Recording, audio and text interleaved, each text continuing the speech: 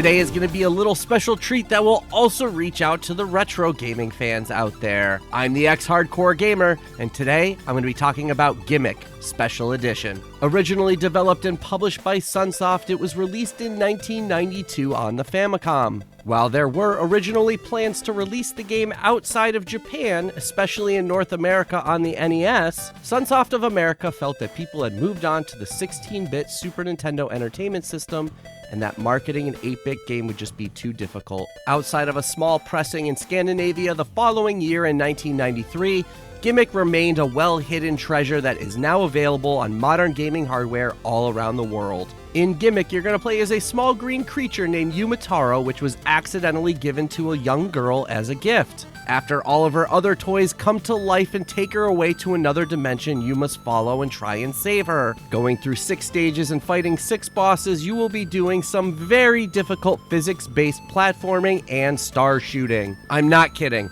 I know they used the aging hardware excuse as to why it didn't come out to North America, but it also feels like it may have been a case of this game is too hard for Americans. It's a very difficult game with a steep challenge. This new special edition does add the ability to use a quick save and load as well as a rewind function, but even with these tricks available to you, it's going to be difficult to get through the game. As with any game, you'll definitely get better with practice, but the steep learning curve comes from the fact that the game is more physics-based than you are used to when playing an NES game. The controls may feel floaty at first, but those are just the physics at hand, as you will have a momentum whenever you land from a jump. On top of that, there's lots of sliding down hills, running on conveyor belts, and other things that will change your speed and trajectory as you jump around. At the same time of you trying to figure out the handling of the platforming, you also need to learn the specific physics that involve the shooting of your stars. After holding the button down long enough to charge up your shot, when you release the button, the star will shoot out and will bounce and slide depending on what type of terrain it's on. Each enemy that you encounter has to be hit in a certain way to be taken out, so you need to figure out which is the way to release the star. Do you jump up to give it a higher angle? Do you have to move to a different position on another platform?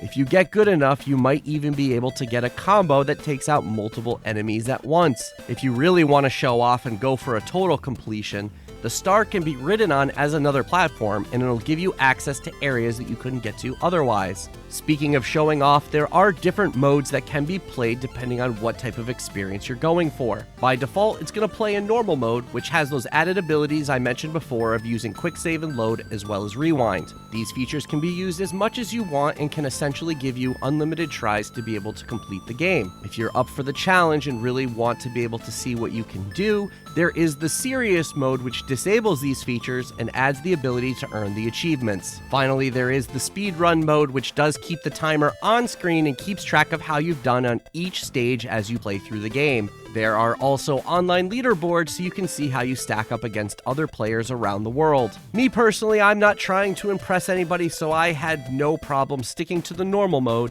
and I used the quick save and rewind functions quite liberally. It gave me a little bit of a Super Meat Boy vibe where I had to constantly try over and over again until I finally got it. But also like Super Meat Boy, I never found myself getting too mad or frustrated at the game, and it did make me want to keep playing. I wanted to see if I could get through the game, even though I was technically cheating, but I was having fun all along the way.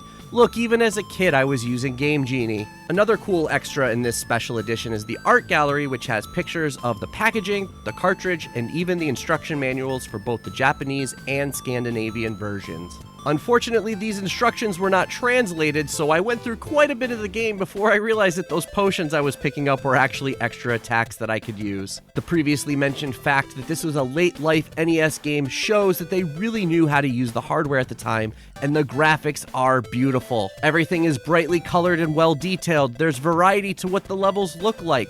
This is essentially the best that you can get out of the NES, and that kind of lets me look past the fact that they may have kind of stolen some sprites from other games. Having only played the special edition, I can't completely compare what it looked like on the original hardware, but I do know that this version has no flicker and runs flawlessly. On the PC, you do still have the usual option of changing what resolution it's displaying at, but obviously it's still just going to look like an NES game in the end, for better or worse. If you're like me, you've probably been wondering all the way up until this point if there was even a gimmick to this game, and there was! It used a custom sound chip put into the cartridge known as the SUNSOFT 5B. This custom sound chip added a Yamaha YM2149 audio chip to provide 3 additional channels for music and sound. As a Sega kid growing up, I definitely have a fondness for the Genesis sound, and while it's not the same Yamaha chip used, it definitely gets it a bit closer to that style, and I really appreciate it as it switches genres from jazz,